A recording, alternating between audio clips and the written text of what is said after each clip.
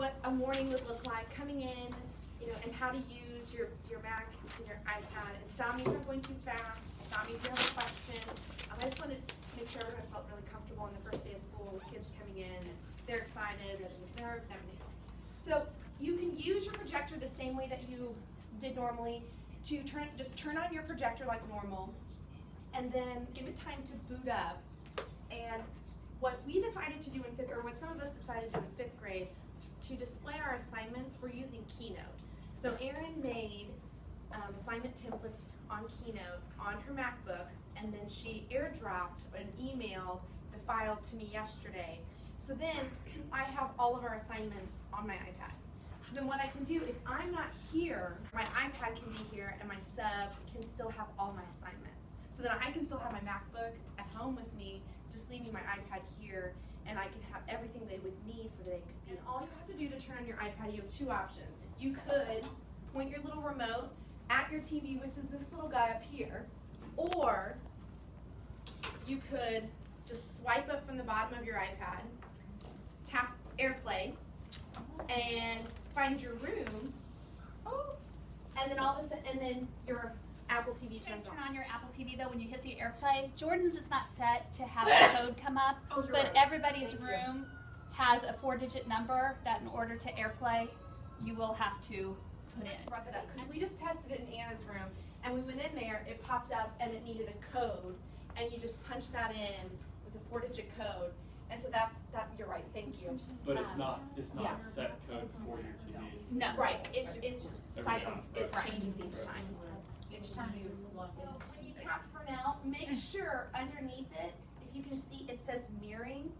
So you need to make sure that it's swiped over and that you can see green. So then you know that your iPad's mirroring. And once you do it once, it should keep that the same. It should be completely set up. Oh, okay. When I you don't turn really it have on, to do anything. you shouldn't have to do anything. That's what the Connected Classroom group did, and everything should be set up, just finding your room number on the Apple TV.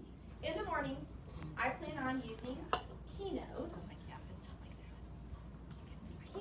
to show my assignments. Okay, so here's the first day. If you see up here, there's a play button. So just like you would in PowerPoint, I want to press play, and so that it kind of blows it up a little bit more. It won't, I don't think it's going to cover the entire screen of your projector. You can manipulate it a little bit in the settings, but I don't think it'll cover the whole thing. So if you're like me, you keep your assignments up for most of the morning while the kids are, writing assignments, you're walking around. So you can still use the freeze function on your projector. So then you just, you can freeze it. So you can freeze it, move around the room, talk with your kids, hi guys, come in, and still have your assignments going. That's an option for you to project your assignments. You can still freeze. Jordan, can we take stuff from PowerPoint and put it in Keynote? You can. Okay. Yes, you can convert anything. And I told David this yesterday. When iPad, you could try anything. If you have anything in Smart Notebook, you can download a free trial for Smart Notebook.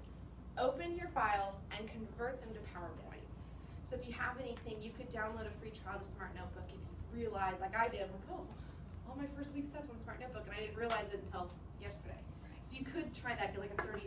You can also open it on the it's a computer 90. in the workroom too and do it. Oh, so I'm in Keynote, and then I realized, okay, I want to show you guys something that's on my MacBook. So to switch from my iPad to my MacBook, all I do is I can swipe up from the bottom here. Okay, so I swiped it from the bottom, I tap on my little AirPlay where it would say your room number, mine says Fresnel, and then you just press where it says iPad again. So this is what your Apple TV's screensaver looks like. So then, I want to use my MacBook, pardon me, the luxury of having a MacBook, you can be anywhere in the room. And if you have your MacBook with you, you can see on your toolbar at the top, you guys time to get. You can see at the very top, there's a little symbol that's a rectangle with an arrow pointing up.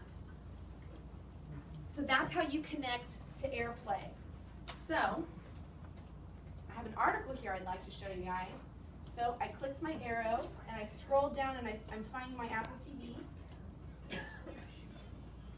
And now you can see what's on my screen. Now, like Anita was saying, this too would prompt you for a 4-digit code in anything that was on your desktop. You can just switch back and forth. As long as you just disconnect your iPad and then connect your MacBook. And then you can flip-flop back and forth very easily. Any questions about that part? But how did you disconnect right there? So I want to go back to my iPad. Okay, so now to disconnect, all I'm gonna Back do up is here. press this guy again and disconnect Okay. AirPlay. Okay. It looks a little different on the MacBook. And then to go back to my iPad, is this my iPad? That's mine. Well, I'll use yours. Yeah. I have no idea where I set it. So then you just swipe up from the bottom. That's mine. You see that this the rectangle with the arrow, and you find the room. And then if you haven't, okay, so there it's asking me for a code. So the next thing is making the iPad interactive. So since we're not the smart board is no longer the interactive tool. So I tried to figure out some options for the first day of school. So now I want to turn on again AirPlay for my iPad. Okay, so you can see I'm back in Keynote again, which Keynote's the equivalent of PowerPoint. And I made this little demo here. Okay, and I'm going to press the play button. So one way you could make Keynote's a great tool to be interactive because you can actually write on the screen. So my question is, how can we make this a great year? Anyone have enough? Anyone have anything? This is what the kids are seeing, but if you can see on my iPad, I see some features in the top right-hand corner. And so up here, there's a little pin. So, I loved your answer. I'm gonna tap the pin, and then all of a sudden you see pins at the bottom. Pick your color, please write your answer, and then everyone else can see it on the screen. Does anyone else have an answer? Jill just took over my AirPlay in a nice way and has the pen option. Now you're seeing what is on Jill's iPad. So if your kids are working on individual things, you want to show people's answers, you can just flip-flop in between different screens. Okay? Any questions? Because the student iPads have this app, and it's called Whiteboard, and it's pretty much what you would think. This is the same thing. You can just pick a pen color and write something. They can practice vocabulary words. But this is another option that everyone had the Whiteboard app open. We're working on a math problem. We're solving something. Johnny's got it. Oh, Johnny, show us your answer on the board.